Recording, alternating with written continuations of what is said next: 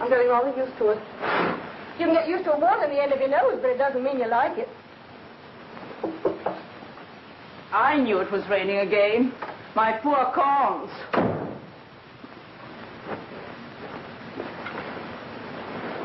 You mind, Carol, dear, if I get into your bed? I'm so lonely and chilly in my room.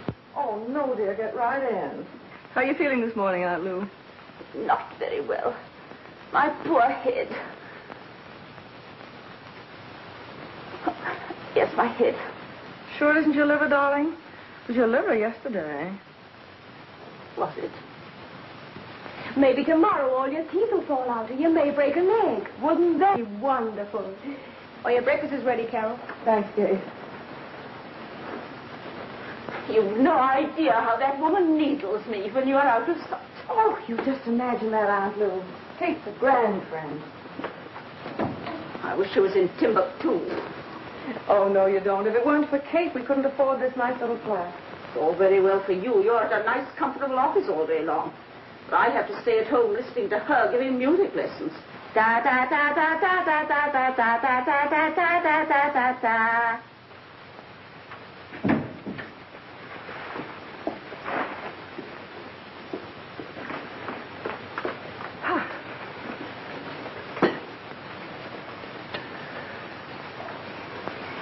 I suppose Aunt Lou will be hanging around your neck even after you marry Ronnie. I can't throw her in the dustbin. Why not?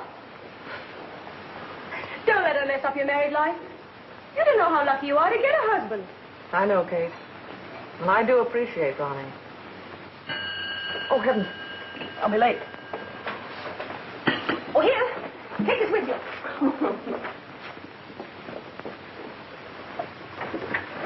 What'll I bring home for dinner? Mutton? I'll bleed if you do. Can't you think of something else? Liver. I feel as if I were carving into Aunt Lou. Well, how would you like some lobster, caviar, capon, and champagne? Get out.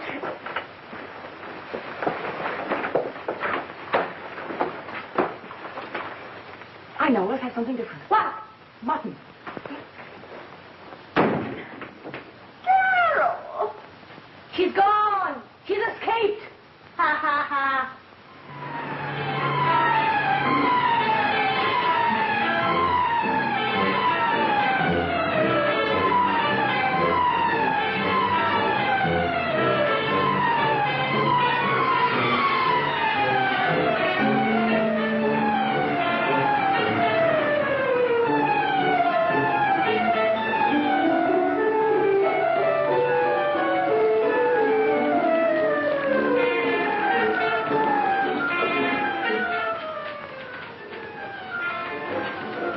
You are late, Miss Howard. I'm sorry, Mr. Trouble. Why are you late, Miss Howard? I was looking at a hat. A hat? Yes, a hat. Well, well. On the foundation's time, you were looking at a hat. I'm sorry, Mr. Trouble. That will be all for the present.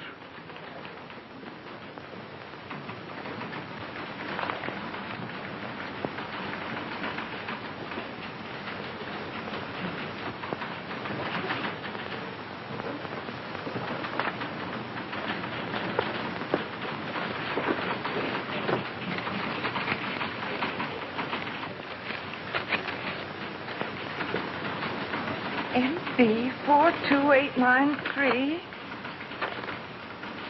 MB42893. MB...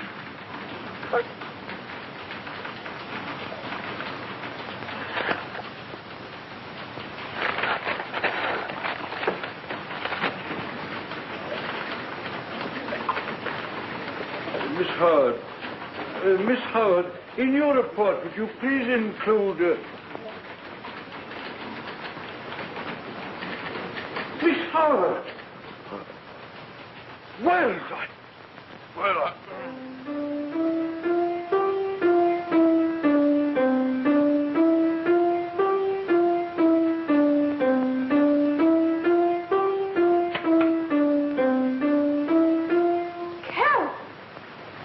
Keep playing. I'm listening. What happened? Been sick? I'm rich. I won a fortune. Thousands of pounds.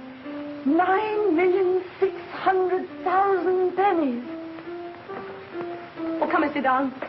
On your Aunt Lou would drive you crazy. You don't understand, Kate. Sit down. Go on, I'm listening. I won a sweepstake. No, I know you're crazy. That book of tickets you didn't want me to buy won it. Don't you remember? MB42688. I'm so excited I can't remember the numbers. You look.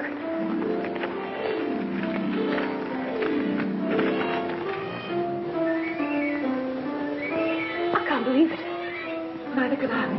But it's true. Thousands of pounds. Oh, think of it. I can't think. My brain's curdled. How was that, Miss Meadows? Oh, wonderful. Oh, marvelous, magnificent. Here, get your hat. Go home and never come back again.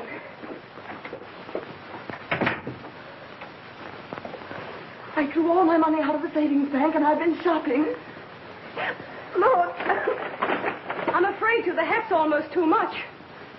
Now we can do the things we've dreamed about all our lives. As soon as we collect the money in Paris, we'll go to Switzerland and then to Venice. And you can have your new piano and that tweed suit. And Aunt Lou can have a permanent way to spend the rest of her life in Brighton if she wants to. Where is she? Having a bath. Don't tell her now, she'll drown. Think of anything like this ever happening to me. I'll make a cup of tea. Tea? Champagne! Champagne!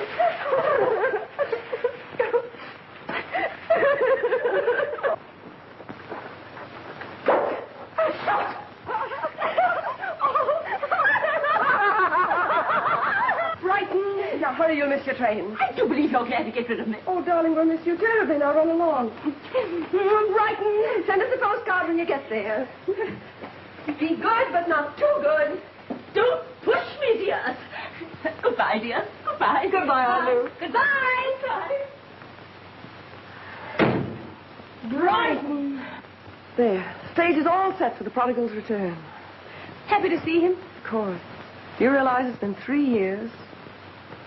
I wonder if he's changed. Not Ronnie. Nothing could ever change him. He's just good old substantial. Won't he be happy when he hears the news? See you later. Ronnie, don't. Oh, I'm sorry. I thought... This flat's to let, isn't it? The what? Oh, yes. Yes. Well, may I see it? The agent didn't tell me anyone was coming. Oh, I'm sorry. It's entirely my fault. I was to have let him know. If it's inconvenient, Oh, no, not at all. It's quite all right. Do come in. Thank you.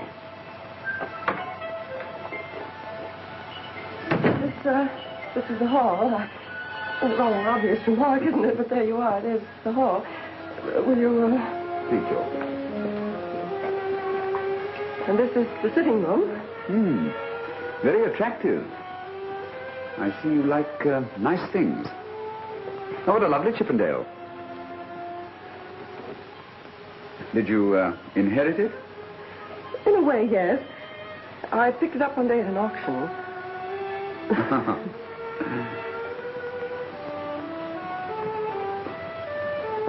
You won't find the view very amusing. Oh, yes. Yes, it's just what I'm looking for. Is it really? You see, this is one of the things I've remembered through all the years I've been away from here. I've looked upon all the beauties of the world. The stars mirrored in the Gulf of Corinth, the cherry blossoms in Japan, the Taj Mahal, like an eerie dream, still and cool in the moonlight. And I've longed for this. Perhaps because when I was a boy, my window looked out upon the rooftops of London. And that was before ambition was realized. Before wars, travel, wealth. That's why I felt the need of coming back to it, of trying to recapture, not youth, that's impossible, but the dreams of youth.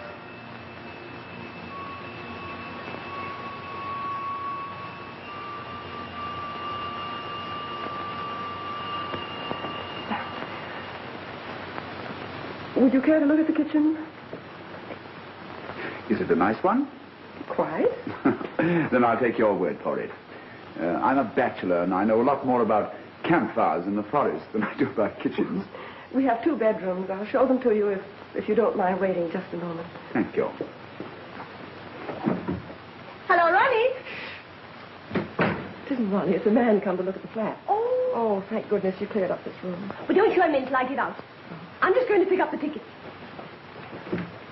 When Ronnie comes, tell him to save a hug for me. Right.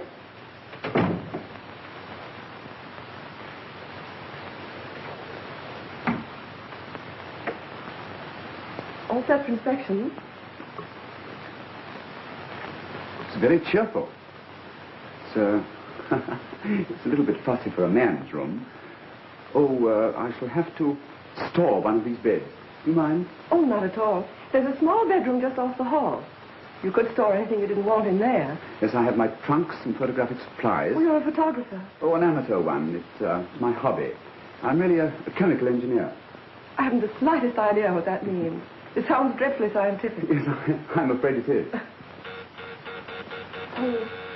Oh, will you excuse me? There's someone at the door.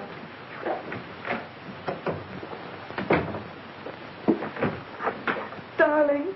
Oh.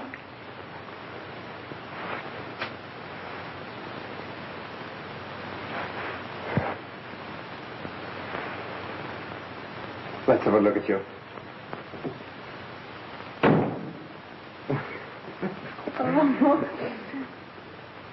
Oh, I'm so sorry. This is my fiancé, Mr. Bruce. Mr.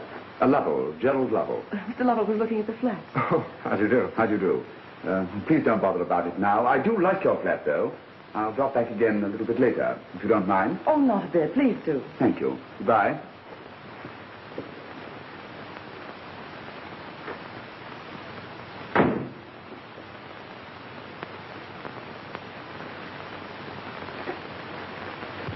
I've got some great news for you.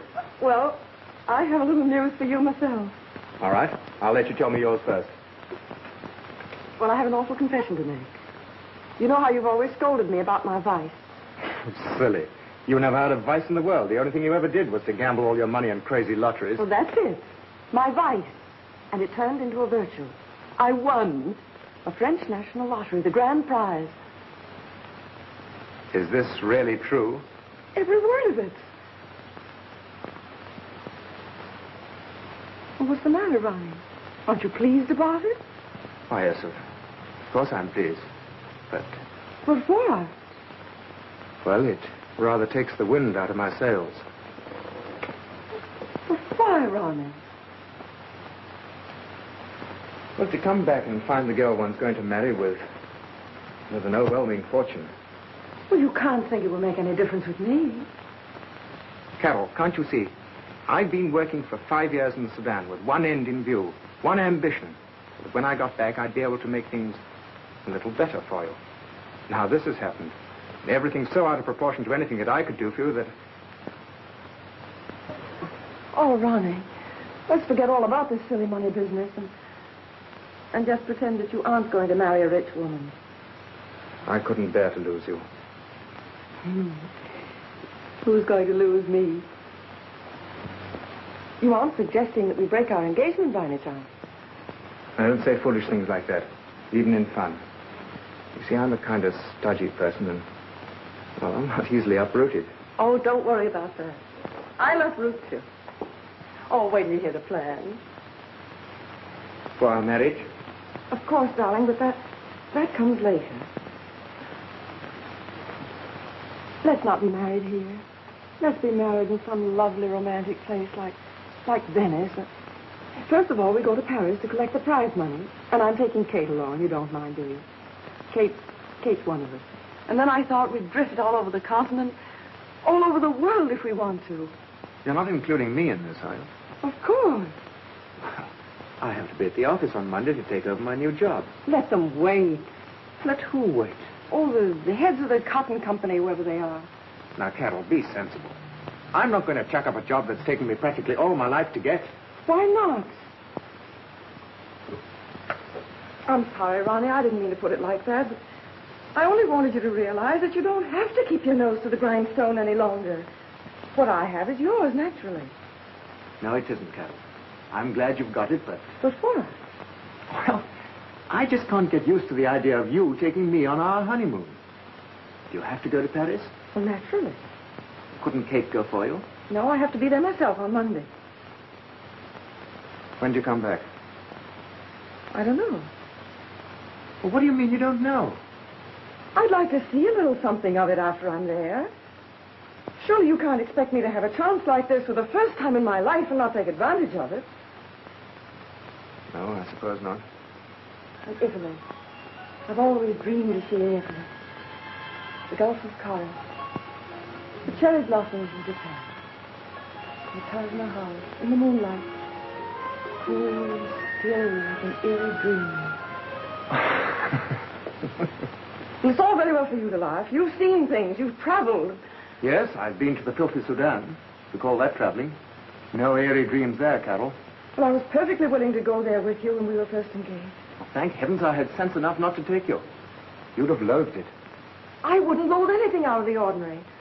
I'm fed up with routine and drabness. Daily life, all cut out of the same pattern. I want something exciting, something new and interesting and romantic. The trouble with you is this money's gone to your head. Oh, stop it, Ronnie. Just because your stubborn mind can't move out of the narrow little cell in which it lives. You can't see anyone else's point of view. You're unfair. You spoiled everything, but I'm glad I found out about it in time. Well, I'm glad, too, if that's the way you feel.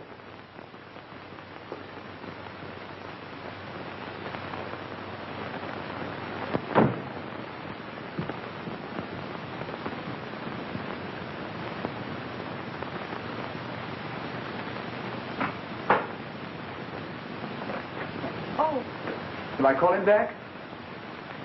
Oh, no, it wasn't anything important. Just left in rather a hurry. Now.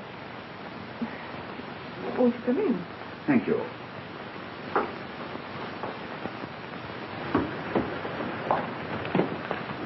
Ronnie! Oh, I'm so glad to see you. Hello, Kate. Have you seen Carol? Yes, I've seen her. Well, what's the matter? Oh, all this rotten money business. It's ruined everything. Go on. You two have scrapped ever since you were kids. Go back there. Take her in your arms. Tell her you're sorry.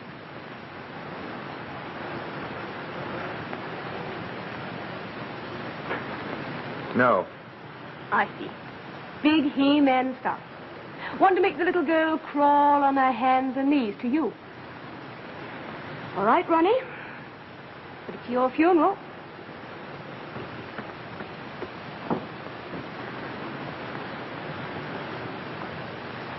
If you're only going to be away about 6 weeks, it seems hardly worth my while taking the flat. But I'll think it over and telephone you. The number is Bayswater 6093. Thank you. The name is Miss Howard. Miss Carol Howard. Do you mind if I make a note of it? Not at all. Or not that I'll forget it, but I make a complete record of everything I do in this little book.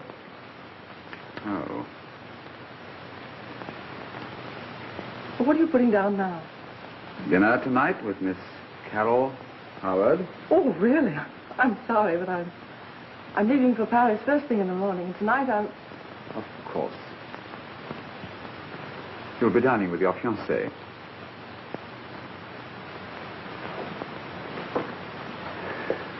Thank you, Miss Howard, for showing me the flat.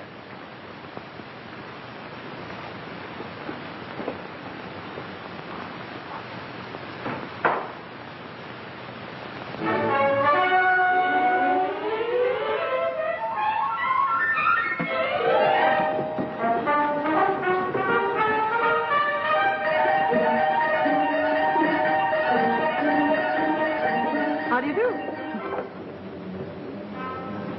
Who's the bloke? That's the man who came to look at our flat yesterday. Did you ask him to go to Paris with you? Well, why is he following you? Don't be absurd. Does he know you won the lottery? No, and if he did, it wouldn't mean anything. He's a very rich man. Well, then why was he looking at our little 2x4 flat? He likes the view. Probably won't even speak to us. I'll give him 10 minutes by the clock.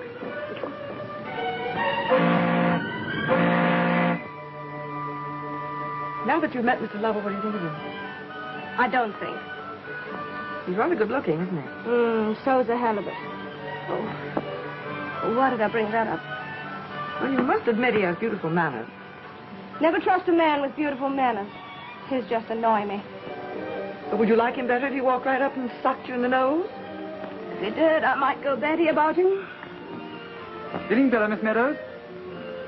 Never felt better in my life. Good. I've brought you some hot chocolate and whipped cream, some toasted sardines, and a little French pastry.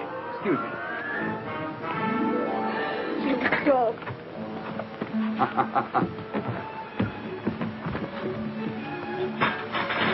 Alone at last. Oh, that was a filthy trick. Poor Kate. Nice to see you again. It's rather a surprise. Not for me. Really? Did you find your flat with a view? Oh, yes, I found the flat. But the view took a boat to Paris. What about all that serious work you were going to do? Well, as I've already confessed, I can't work without inspiration. So that's why you're going to Paris? Inspiring city, isn't it? You know, I've never been there. Never? No? How I'd like to show you Paris. The Paris that I know, not the shoddy Paris that all the tourists see. Oh, thanks. That's awfully kind of you. But, you know, Kate has a marvelous guidebook. Guidebook. But I'm talking about strange, out-of-the-way places. And wild, exciting nights, ending up with onion soup in the marketplace. Kate and I will certainly have to do just that. Pardon me, madam. But the lady hanging over the rail down there says she's going to die, or has died. She's not sure which. And would you mind coming down for a moment? Coming back? Well, I'll have to be back for my coat.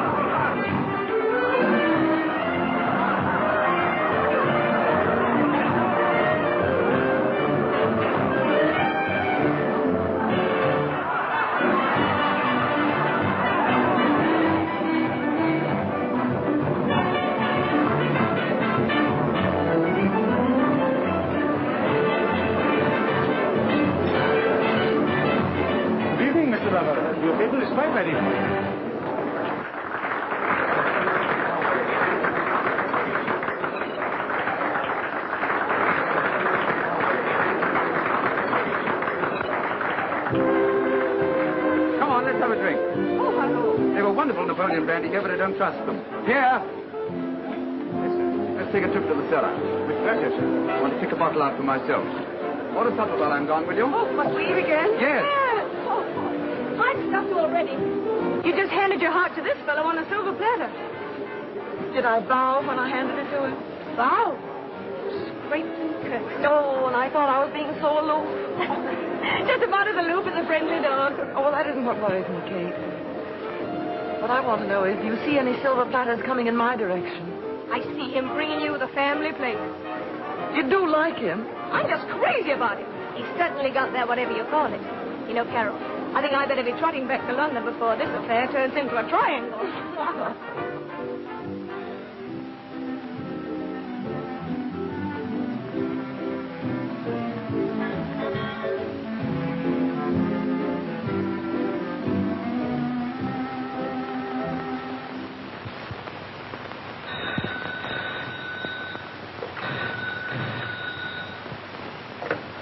Hello. Hello. Ronnie? What in the world are you doing in Paris? Oh, I can't see you, Ronnie, because...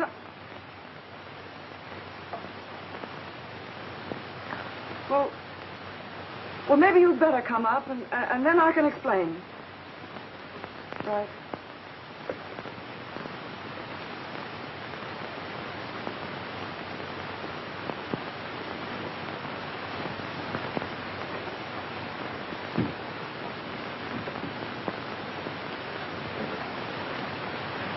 Hello, Ronnie.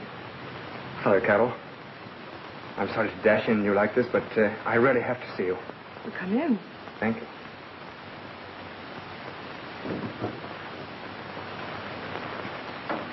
Bit different from the old flat in Bayswater, isn't it?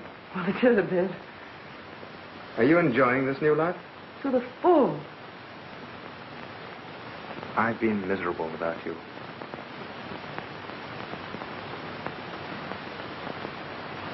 Oh, Ronnie, I don't know how I'm going to say this to you. I think I know what you're trying to tell me. You think you're in love with this chap. Is that it? Believe me, Carol, you're living in a fool's paradise. You don't belong to this world of tinsel. Why, look at this suite. It's simply fantastic in its luxury. Maybe all right for a few days, but you're not the type to live this way.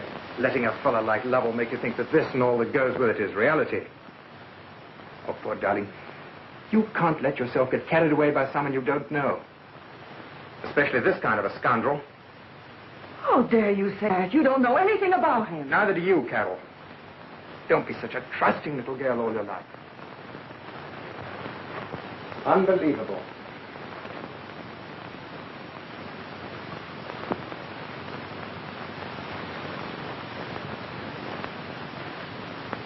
Do you see something symbolic about this aquarium? Look at those golden beauties, gliding with vain contentment through the crystal waters, completely oblivious of the fact that to the world they're nothing but poor fish. Ronnie, I think you'd better... Oh, darling, come back to England with me before you're disillusioned and unhappy. This fellow's nothing more than a fortune hunter. Well, now, stop it. I won't hear another word against him. But you must, Carol.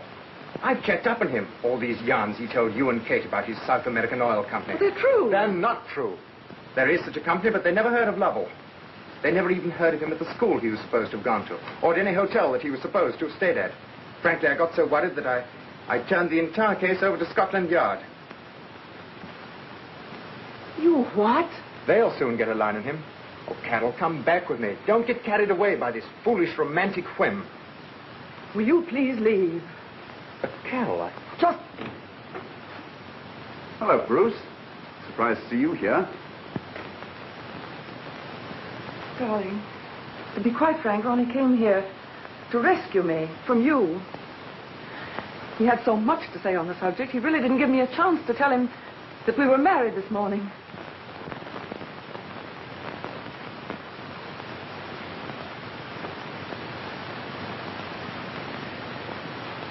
Oh, I am sorry, Ronnie. I wanted to tell you quite differently.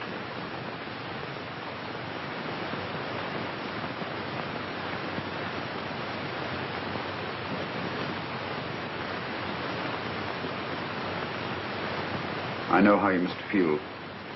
I couldn't have taken it as well as you have. See, I happen to love Carol myself, so I can sympathize.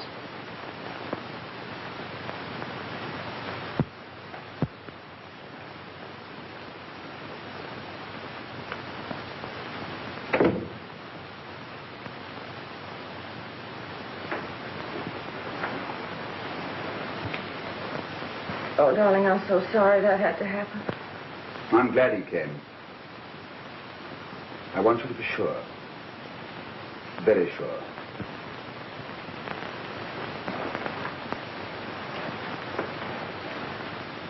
It was my fault, rushing into a marriage like this.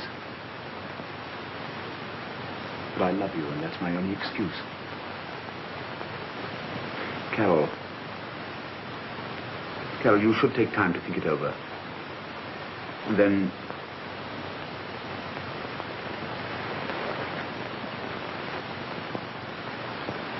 Even if you want the marriage dissolved, I'd understand because I do love you. And I always shall.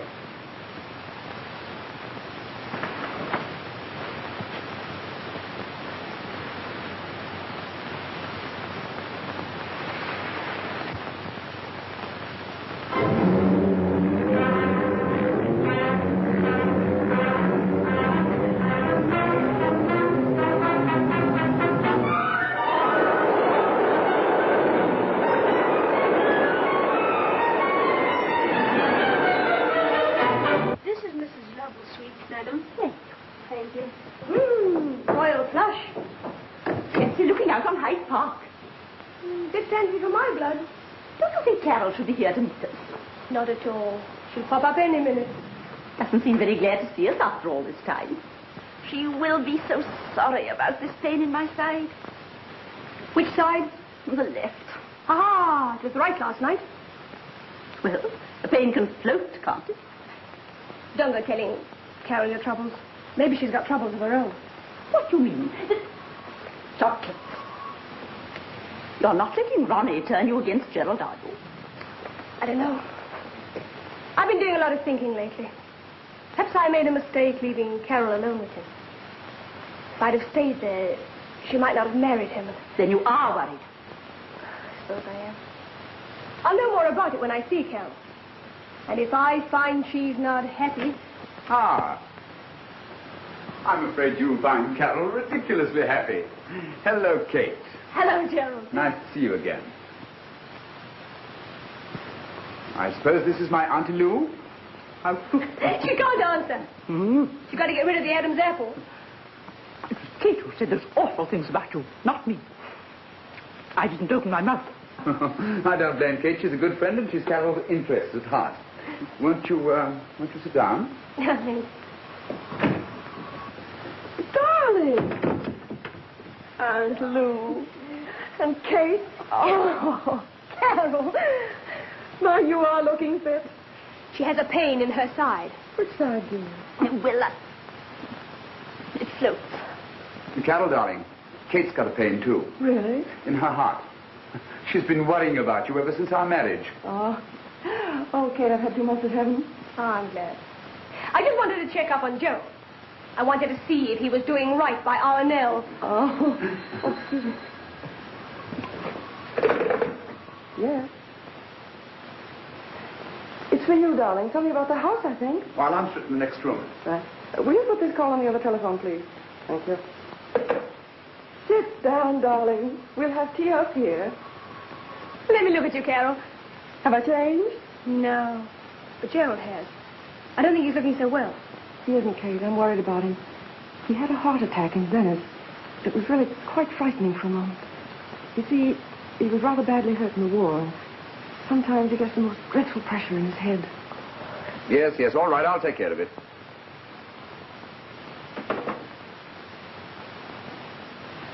So, that's why we're buying a house in the country. Gerald must have quiet and seclusion. Besides, he has a lot of important work to do. Where are you buying the house? In Kent. Oh, Gerald says it's a duck of a place, about 10 acres, no prying neighbors. It's an old house. Haven't you seen it? No. He wants to keep it a surprise. Sounds a delightful place to spend a weekend. How's Ronnie? Still pretty broken up. Poor darling. Of course, you can see now, Kate. It was nothing but jealous. I suppose so. Oh, come in. Don't order much for me, dear. My doctor has put me on a strict diet. Can you have tea? Assorted sandwiches? And a little hot muffin. Oh, yes. How about some pastries? That sounds very nice, dear. And you order whatever else you like. I'm going to go take off my bonnet. Wait up. Have you got those little meringue things? The chocolate and the cream and the cherries on the top. Gerald.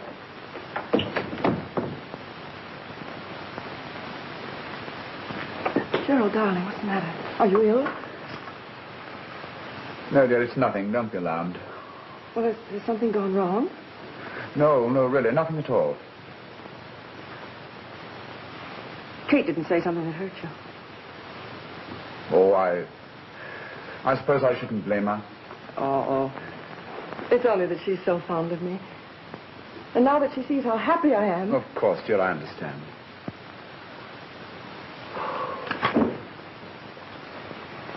Darling, what is troubling you? Couldn't you get the house? Oh, yes, we can get it, but... Oh, but what, dear? That was my solicitor on the telephone. Oh, I thought he said it was the agent for the house. No, dear, you misunderstood. It was my solicitor. Bad news? Yes, rather. They're holding up my South American bank draft. May not be straightened out for days. Oh, is that all? Well, that's enough, isn't it? Oh, darling, I was afraid it was something perfectly dreadful. If that's all it is, well, I can do something about that. No. Now, you mustn't have such a silly false pride. You can't mind if I help. Now, Carol, you're a sweet person. Now, never let's discuss this again. What's yours is yours. And what's mine is also yours. Is that quite clear? If I'm forced to borrow £5,000 for the house, understand it's a business agreement, and I'll pay you interest. I demand my interest in advance.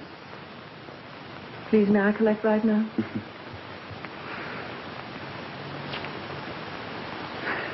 Now for the first part of this foolish agreement. I'll have your signature to a paper. Certainly. What is it? Oh, something in connection with the purchase of the place. It's full of to which, to whom's, whereas it's, whomsoever's, and a few parties of the first part. Oh, where do I sign? There they are. Aren't you going to read it? Have you read it? Of course I never sign anything I don't read. Is it all right? Of course. Then why should I bother to read it? One more, dear.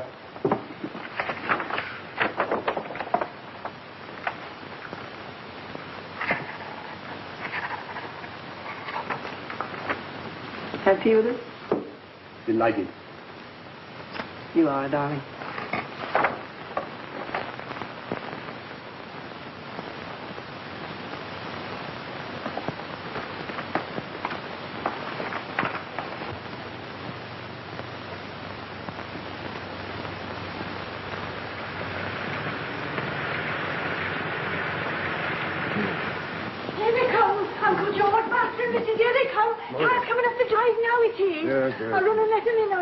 No, my girl, you won't do nothing but a short way. You're too excited. You're all of a tremble where you might go and mutter or stutter, fall over yourself or something. You'll take this trash into the kitchen. Miriam, what are you doing with them flowers? Here we are. Home. Oh, Gerald, it is lovely. So peaceful, isn't it? Not a neighbor for miles. No cars, no telephones. In other words, the simple life. Will you bring the luggage in this way, please? Luggage. Oh, Gerald. You must have had something on. Oh, this is Emmy Hobson's niece. I thought I'd keep her on, too. How do you do, Emmy? I do very nicely, ma'am, except on ironing. I ain't so awful good at ironing. Amy's a good girl, ma'am, but she ain't so bright. Oh. Put these down here, sir. Yes, please. No. Driver. Thank you very much. Take the things upstairs with you, Hobson. I'll show you where to put them. Yes, sir. I'm beginning to feel at home already. You happy?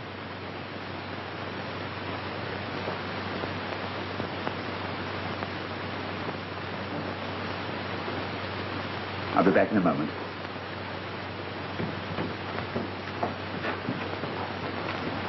Are you married, ma'am? Why, certainly, Emmy. Well, I didn't know. You act so daffy about him. Well, we're still on our honeymoon. Perhaps that explains it. I never expect to get me a man. Mr. Uncle George Hobson says I ain't quite bright, but I'm willing. Well, Emmy, will you see if you can get us a cup of tea, please? Oh, yes, ma'am.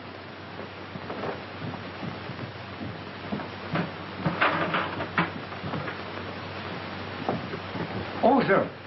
I'm sorry, I quite forgot to tell you a parcel arrived for you this morning. No? Where did you put it? Why, in the cellar, sir. I told you to keep out of there. No one is to go into that cellar but me. No one. Why? Oh, Carol, I was just explaining to Hobson. The cellar is my own private property. My darkroom for photographs and experiments. So I shall have chemicals and things that are dangerous. Oh, please don't go blowing us up with a lot of old chemicals. I'm much too happy to want to die just yet. Don't worry. I'll be very careful.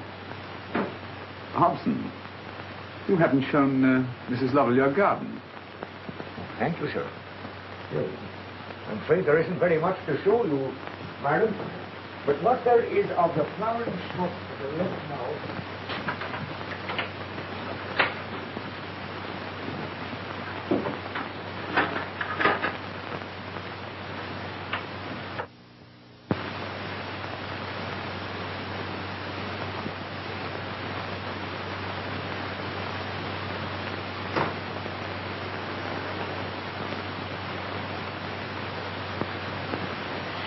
Oh, it's a lovely garden, Hobson. Oh, I don't know, Mum. Seem run down a bit.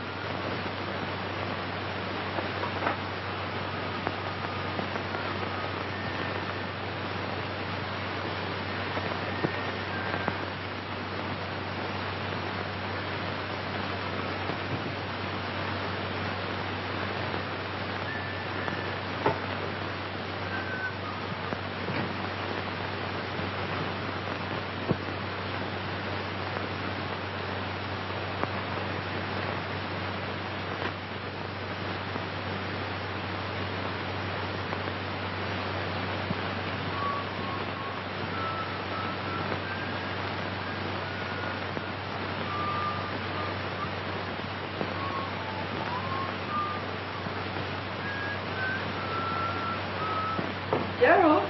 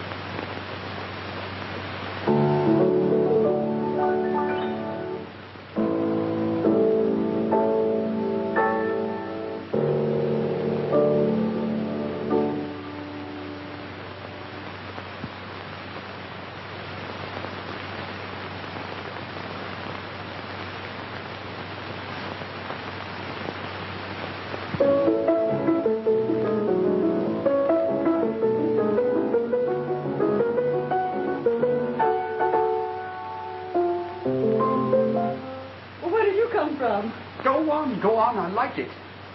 I didn't know you could play the piano. You've been keeping secrets from me. Don't stop, I want to hear it. I like that thing you were playing. I like it because it's fast. Oh, heavens, I can't play. Go on, try. Oh, I don't even know if I remember it.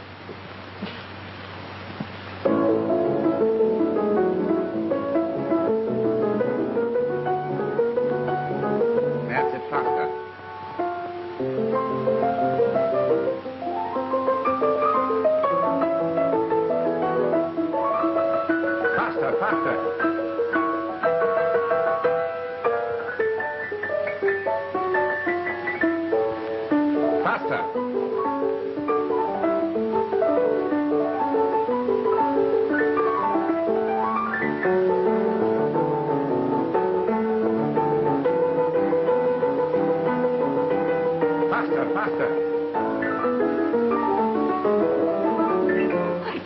Gerald, if speed is what you want, I'll have to get you a mechanical piano or a gramophone. I have a portable gramophone downstairs. I play it a great deal while I'm working. It excites my mind, quickens my thoughts, makes my head spin, reminding me of the war or of a dawn.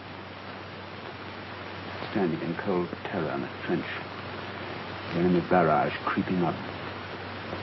Shells shrieking, exploding in staccato rhythm.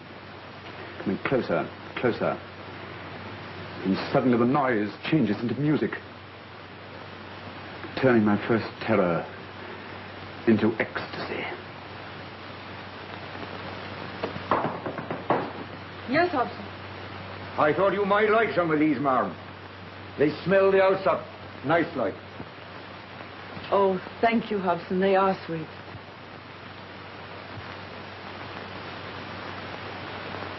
Oh, Hobson, I found your pick and shovel.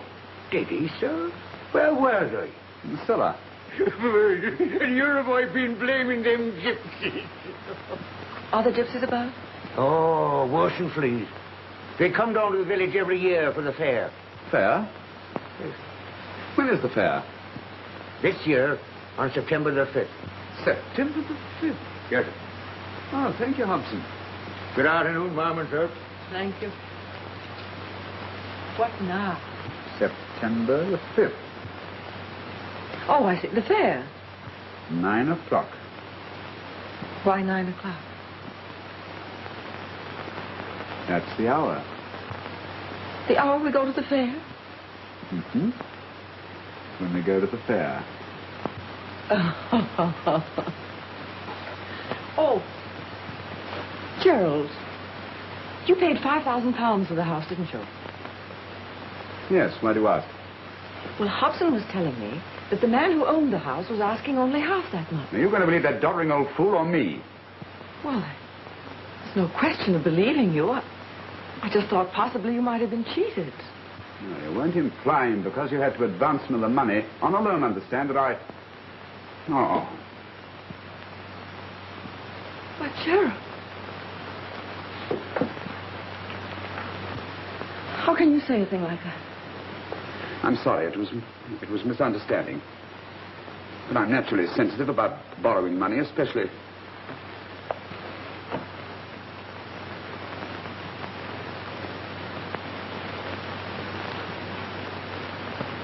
Take out that little book. Why? I want you to write something in it. Now put down, today we had our first and last quarrel. I adore my wife. Do you? And I've got a present for her. A present? Mm-hmm.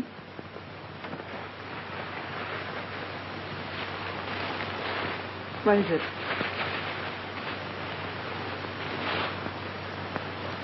Gerald. Oh, how lovely. Oh, it's nothing very much. It's got a sentimental value attached to it. Wait a minute, I'll show you how it's worn.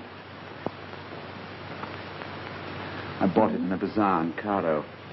I'll take you there someday. Moonlight in the desert. Weird music. Mysterious. Emmy!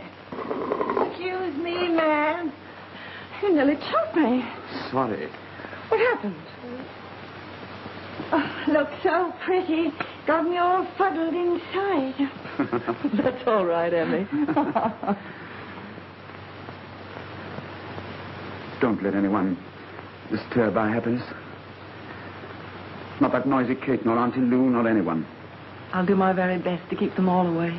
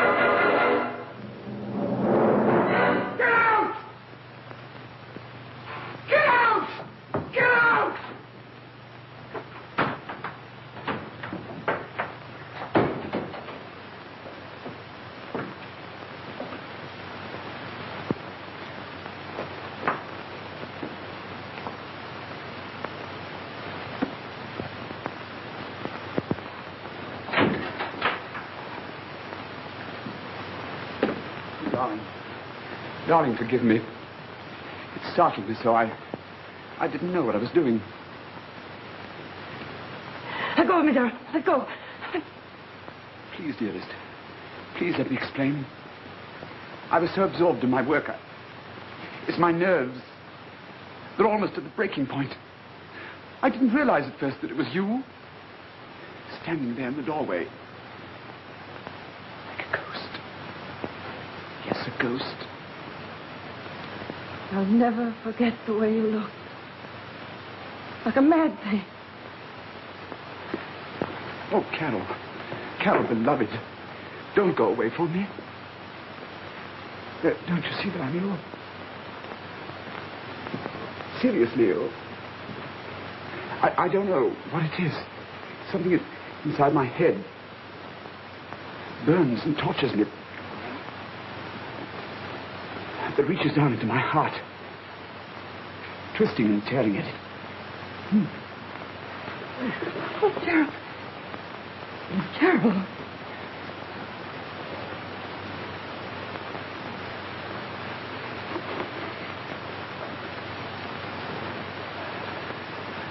Don't be alarmed. It's nothing. Just one of those attacks. They go as quickly as they come. It's almost gone now. Gerald, you must let me send for a doctor. No.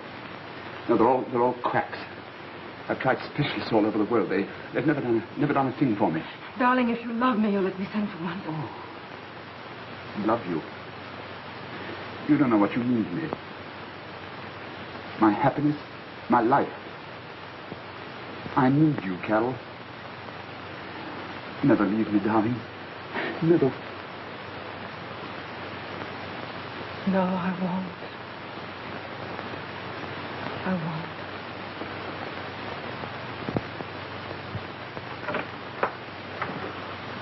Kate! Carol! Oh, I'm so thrilled to see you. I began to think I had smallpox or something. Not being invited here till the 11th hour. Well, didn't Aunt Lou explain? Yeah, she told me Gerald had been ill, but you know how straight she gets anything. Like a corkscrew. Well, Gerald is ill. As a matter of fact, the doctor's upstairs with him now. Oh, but Aunt Lou said he wouldn't even see a doctor. I made him. It's only the village doctor, but he has a fine reputation, and I just had to know that Gerald is well enough to travel tomorrow. Oh, where are you off to?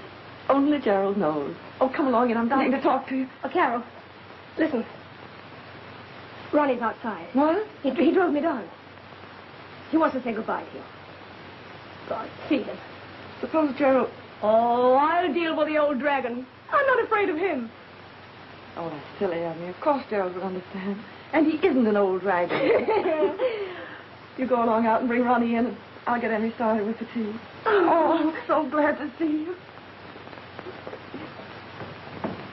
Emmy. Whatever in the world are you doing up there? Didn't you hear the front door bell ring? Oh, I didn't hear, ma'am. I thought it was all on the fair tonight. I heard the gypsies out on the road. Well, you'll have plenty of time for that later, Emmy. I want you to get tea for 3, please. Oh, but Master said I could go home early now. Now? He gave me 10 shillings. The master gave... Yes, above my wages. 10 shillings to go to the fair tonight. And he said not to bother to come back in the morning because you won't be needing me. Well, it's the first I've heard of all this, Emmy. Oh. Oh, well, please, ma'am, shan't I come? Oh, I got everything ready for your dinner. Oh, of course it's all right. Just put on the kettle and then you can go. Oh, thank you, ma'am. And you will take good care of things while we're away, won't you? Oh, that I will. You let me know when you'll be coming back. Yes, we'll give you a good warning about that. Goodbye, Emmy. Goodbye, ma'am. Hello, Ronnie. Oh. Well? Well? Well, well. Now, let's get all these formalities over so we can all be ourselves. Well, first of all, Ronnie wants to know if you've forgiven him for the way he acted that night in Paris. Oh, of course I have. Oh, well, now we're getting on. Oh, the next thing. He wants to tell you that they didn't find out anything at Scotland Yard, so he told them to drop the investigation. Now, I wonder if there's anything else. Oh, Kate, I can do my own explaining. I know you can, but you take so long. We've got a lot to talk about, haven't we, Carol? Well, I should like to apologize to Gerald, may I? There's no need to apologize. He understands. Besides, he'll be down in just a minute as soon as the doctor leaves. I do want you to be friends. Goody, goody. Now, all that's settled, so let's sit down and relax.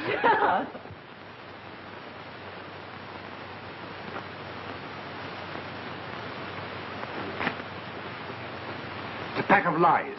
I'm afraid it isn't. I found a definite myocardial condition. Ah. You're a quack. Like all the others. A pulse doesn't lie. Yours is 120. I wouldn't advise you to get too excited about anything, to overexert yourself in any way. It's no use prescribing. I don't believe in that sort of thing. I'll leave them here. They might relieve the pressure in your head. I tell you, nothing can relieve it. Nothing.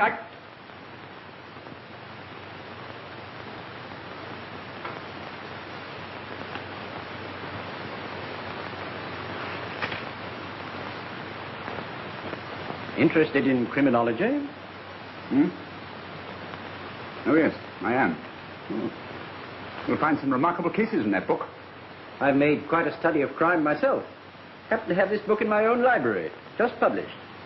Picked it up only the other day. Really, did you?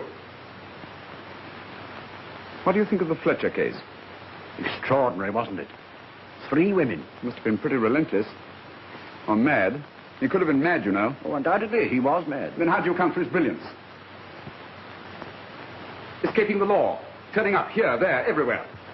Hello, where's Fletcher's photograph? Photograph? I don't think I've ever seen a photograph of him. I'm positive there was one in the book.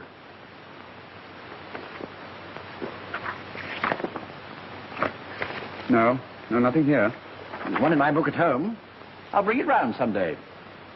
Oh, I was forgetting. You're leaving in the morning. Oh, well, I can see it when I get back. I've always been rather interested in Fletcher. What type of man is he? His appearance? Fairish, sandy type. Beard and moustache. If that heart of yours cuts out again, Lovell, take some of those pills. They won't kill you.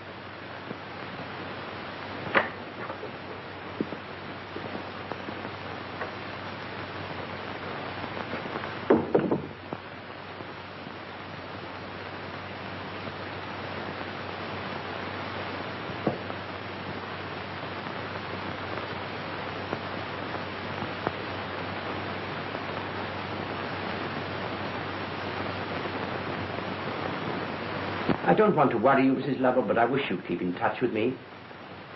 And if your husband should get any worse, call me in. Any time, night or day, and we'll get a specialist.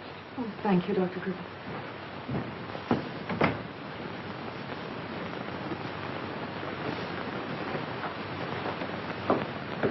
I suppose we'd better be hurrying off. Oh, no, you mustn't leave.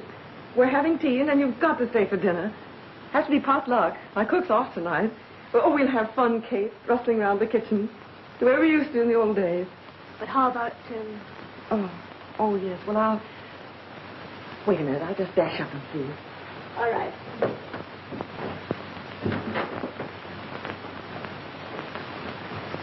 Feel better about things now? Yes and no. Mind you, my feelings about Carol will never change. I'm crazy about her, and always will be. Does she seem really happy to you? There are 1 or 2 things that strike me as being distinctly odd. In what way? They're going away like this. So secretly, nobody knowing where. Oh, that's too much. Kate was bad enough, and now that man. No, I won't have it. Send them away. Send them away at once.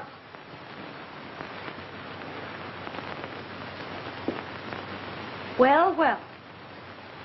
I wouldn't be a bit surprised if he wanted us to leave.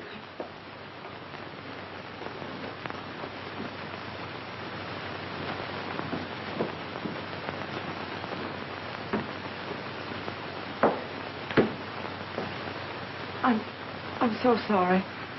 You'll have to excuse Gerald. He's feeling a little off color tonight, a bit nervy and all that. Oh, we understand. After all, it is a bit awkward, isn't it? We'd better be going. Oh, I can't bear to have you leave. It's been heaven seeing you.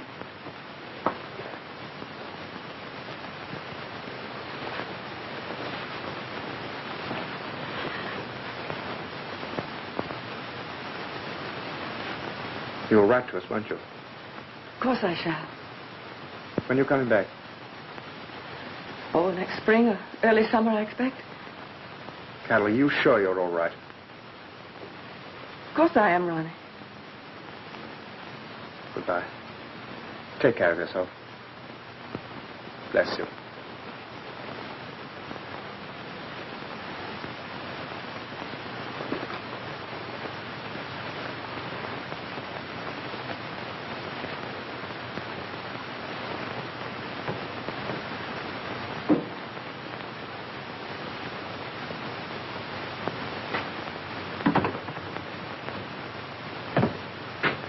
I never hated leaving anyone so much in all my life. Gives me a funny kind of feeling, too. I have a good mind to go back and... No. It'll only make it more embarrassing for Carol. Come on. They've gone. Good. I'm sorry to shoot them off like that, dear. But it's good to be alone with you again. Feeling better? Much. Well, the old pill slinger didn't alarm you, did he? Not at all. Good. Whenever there's a fee in sight, the medicos can always find something wrong with one. No, I wouldn't say that about Dr. Gribble. He seemed to me a very sincere and intelligent person. Gerald, did you tell Emmy she could go off to the fair tonight? Yes. Had you forgotten that we were going ourselves at 9 o'clock? Don't you remember? You put it in your little book. What an excellent memory you have. But as we're leaving so early in the morning, I think we'd better go to the fair right here. You can help me clean up my darkroom at 9 o'clock.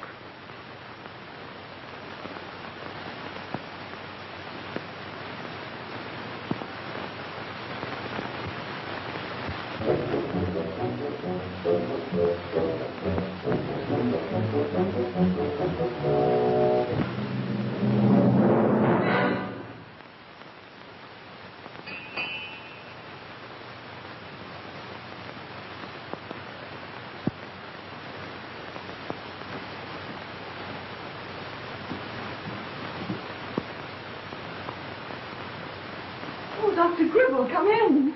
Good evening, Mrs. Lovell. I have to see a patient nearby, so I thought I'd run in and have a chat with Mr. Lovell. Oh, I'm sorry. Now, Mr. Lovell's just gone down to the village. Oh, then he must be feeling better. When do you expect him back? Well, I promised to have dinner ready for him at 8 o'clock. He'll probably be alone by then. What time do you leave in the morning? At the crack of dawn. Oh, then I'm afraid I shan't see him. I'll leave him this book. Oh, he has that one. Oh, it's a different edition, I think.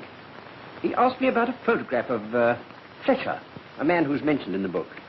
I wish he wouldn't read that stuff. That's the one. Really?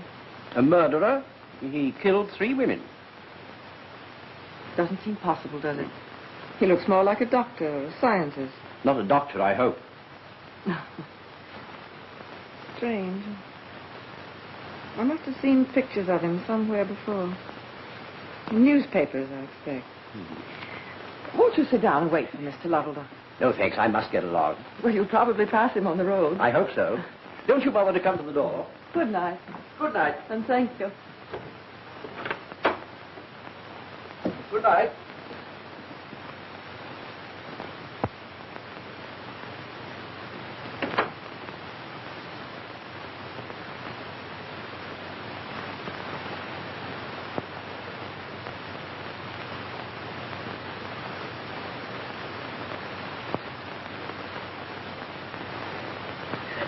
How did that photograph get back into my book? I thought you'd gone down to the village. That photograph. I burned it at the bottom of the garden. The ashes flew away. I saw them. How can it have got back? Tell me. Don't look at me like that, Gerald. Perfectly simple. Dr. Gribble was just... Ah. So that's it, is it? A conspiracy, you and Gribble. So he's in it, too. What are you trying to find out? Why are you asking me all these questions? Tell me. I haven't asked you any questions. Give me that book. Give me that book. What's the matter with you? What are you staring at? You startled me. What do you mean I startled you? Why are you startled? Perfectly natural, isn't it? You fly into a violent rage over a book that Dr. Gribble has just brought 5 minutes ago. I thought you'd gone to the village. I told him. Oh, so this is old Gribble's book, is it? Of course it is. Then why didn't you say so before? You really didn't give me a chance. You flared up at me. So I thought you were going to be ill. That's why I was so frightened. Oh. Yes, I see. I'm sorry. It was silly of me. No. Silly of me to be such a baby.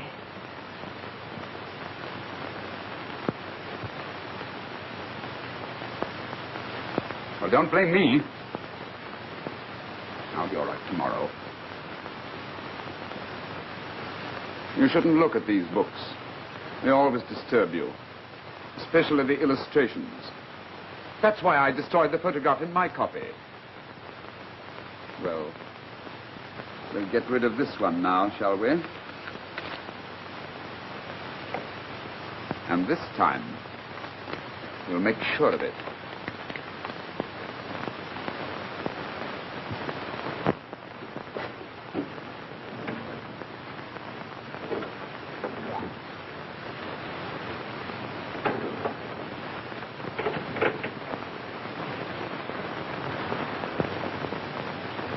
Emmy. Leslie. Emmy.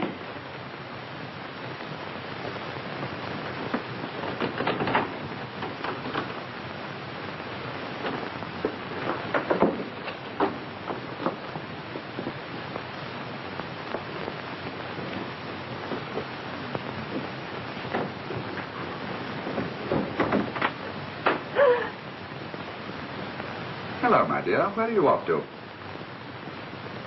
Just going into the garden. Why? To get some flowers for the table. Oh, no, my precious. I wouldn't think of letting you wander in the garden alone. There are a lot of undesirable people about. You know what it is with fairs, gypsies and so on. Heaven knows who may be prowling around. We'd better be on the safe side. Yes, you're quite right. I'll just get on with the dinner. Wait a minute, I want to help you. What's the matter? Nothing, I just... Well, of course, you need some food. It would never do to have you feeling faint, would it, sweetheart? I feel quite all right. I look all right, don't I? Beautiful. My lovely, beautiful wife, who does everything I ask. Prepares my dinner with her own hands. Wears the dress that I asked her to wear. Love, honor, and obey. That's it, isn't it, Carol? Yes. Come on, let's get the dinner.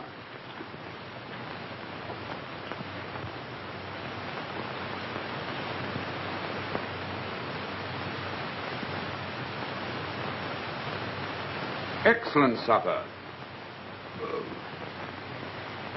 I'm glad you enjoyed it. Have some more brandy. No, thank you. I still have some here. You know, I believe you're trying to make me drunk. You couldn't do that. I've got a very strong head.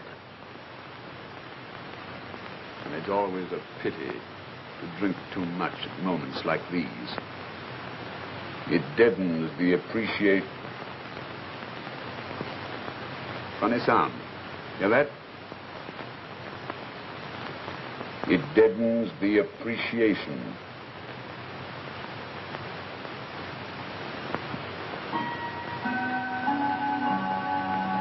Quarter to 9.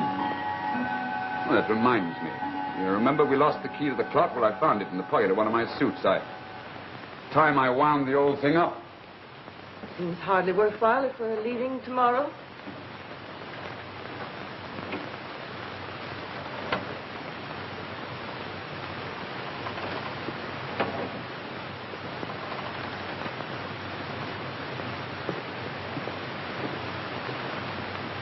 always gives me a strange sort of thrill to see the minutes slipping by, one by one. I can remember so well standing in my headmaster's study at school, waiting for a beating, watching the hands of a clock move on, and knowing there was nothing I could do to stop them. I can remember the strange mixture of sensations it used to give me. Terror. And yet with it a strange sort of delight. You can't find the key to the door, dear. I have it. I'm touching your coffee. What? Here's your coffee. Oh, yes. How far away your voice sounds. Must be my head. Don't you think you'd better lie down? No, we must be getting to work soon. Don't you think it would be better if you didn't do any more this evening? No, I've made my plans, and I never alter my plans. Oh, all right. You're a sensible girl, aren't you? How do you mean? Well, you don't go on as a man. Very few women can say, oh, all right, and leave it at that. And then most women are fools. Do you think so? I don't think, I know. Born fools. And woman's weakness is man's opportunity. Did someone write that? Or did I think of it myself? If I did, it's good. It's very good. Woman's weakness is man's opportunity. You have exceptional insight into things. Some more coffee? Yes, I have great insight. But, well, you see, I'm different from other people. Yes, I think you are. For instance, I've a lot of power over women. I've always had it. I discovered quite early in life that I could twist women around my little finger. It's a useful gift. It must be. If you can be slightly different from their own men folk. In what way? Well, few men have sense enough to do the little romantic things that please their women. And all the world over, there are women longing for romance. They're not content with their lives. They want to color them, to be adventurous. Yes, I see. When the house agent told me that you were letting your flat because you'd won the lottery, I knew that you would be looking for some escape. Some romantic escape. I don't know why I'm telling you all this, I'm sure. Oh, because you know how much it interests me. No woman ever tires of hearing how a man came to fall in love with her. No, of course she doesn't, does she, my treasure? And ours was a real romance, wasn't it? Just what you were looking for.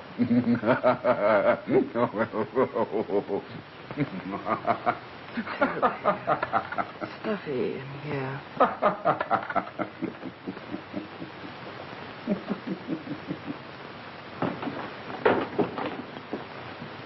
Where are you going? There's no air in here. You have all the doors and windows shut. What's the matter? You're shivering. No. Yes, you are. You don't need that night air. What you need is a cup of coffee. No, thanks. Oh, yes, you do. Where's your scarf? It's time to put it on. Time? Time. Because you're cold. Come and sit down.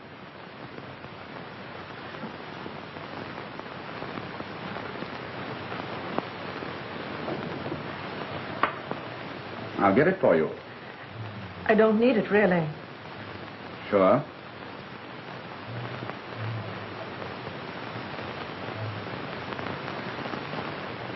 Strange coincidence, Dr. Gribble and I both being interested in Fletcher. Yes, isn't it? He thinks that most murderers are mad, that they've got a kink somewhere. That's nonsense, of course. A murderer is often a bit saner than other people. Don't you agree? You know that I don't study these things. I don't know anything about it. No? Pity. Now, Fletcher here. Fletcher's well worth studying. He never makes a mistake. He must be very clever. He's a genius.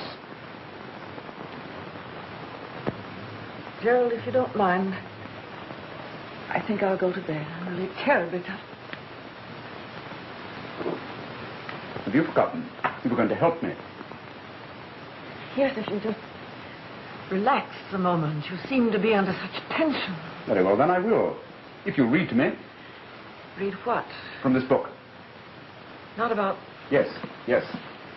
I want to hear someone reading it. Reading it out loud. Thousands and thousands of people must have read it, maybe reading it now. But one can't see or hear them. That's right. Begin at the introduction. All the best part of it's there. Oh, go on.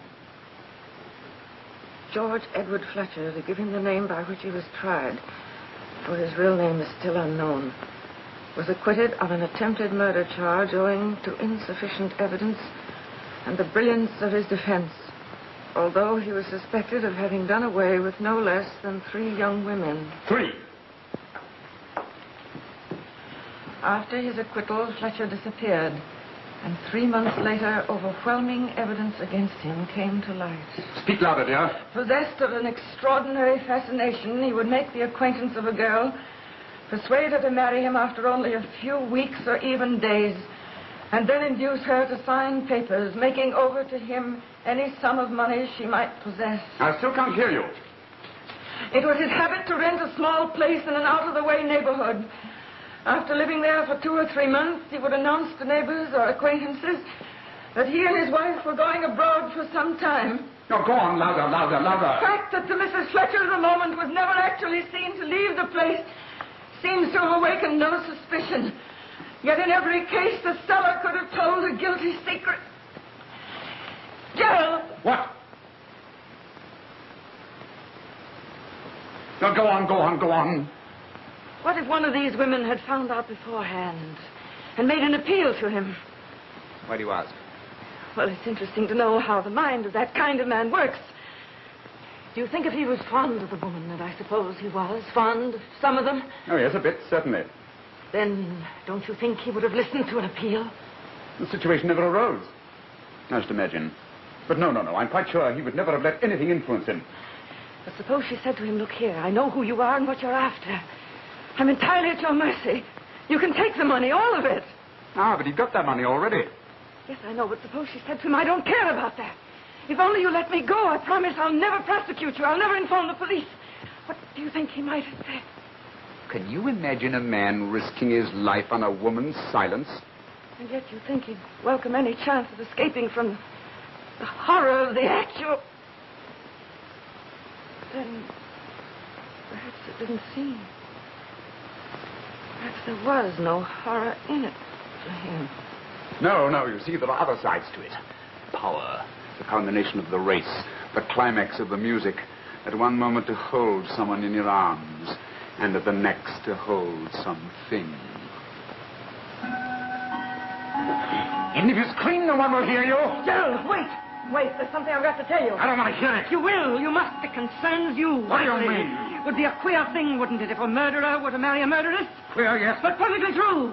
It's about a woman who killed a man and was never found out. What? Sit down.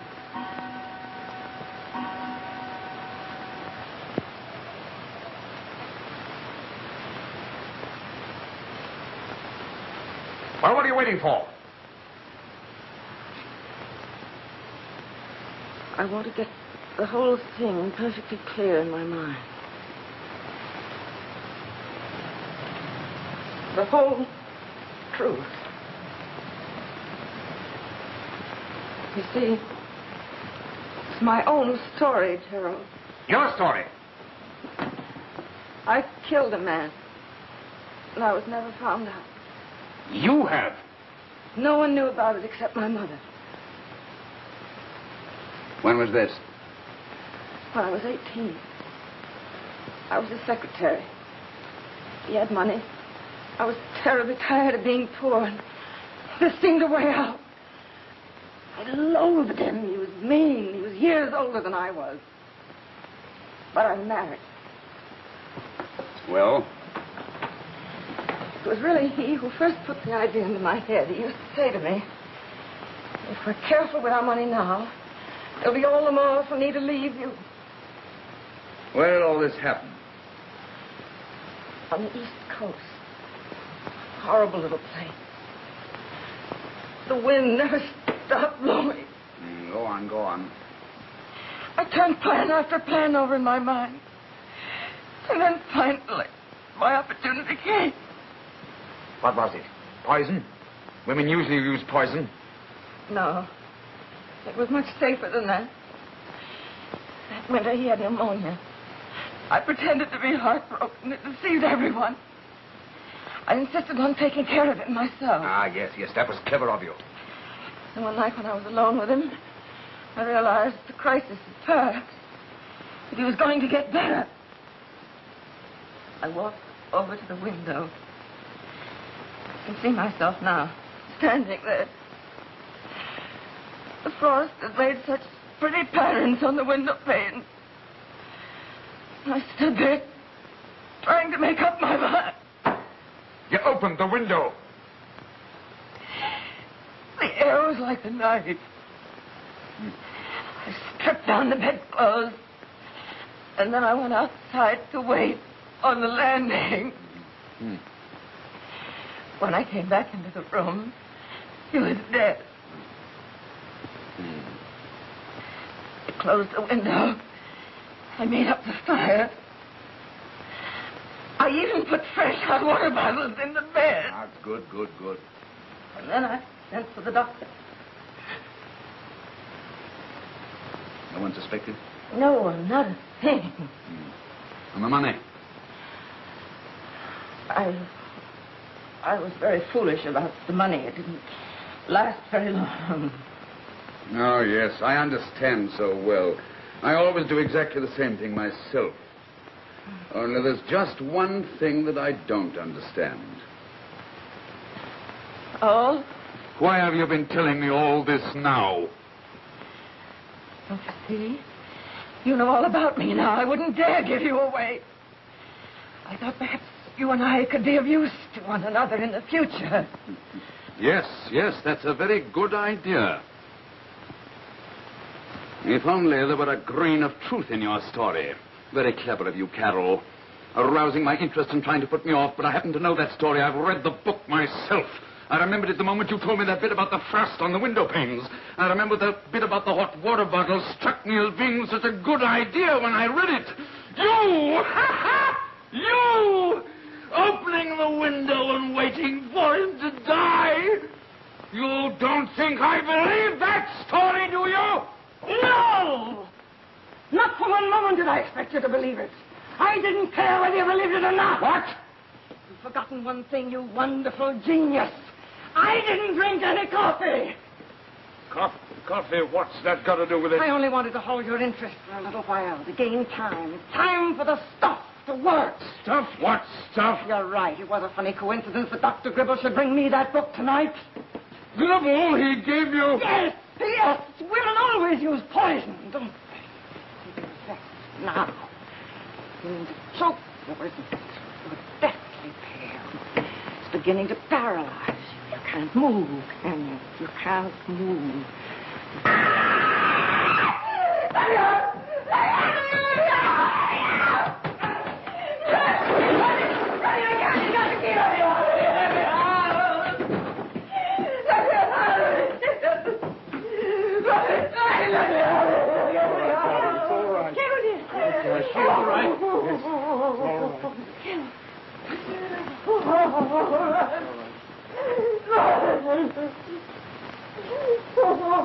He's dead. I'm positive this is Fletcher. Strange that we both had the same misgivings about him. I made him think I'd find it. Brave woman.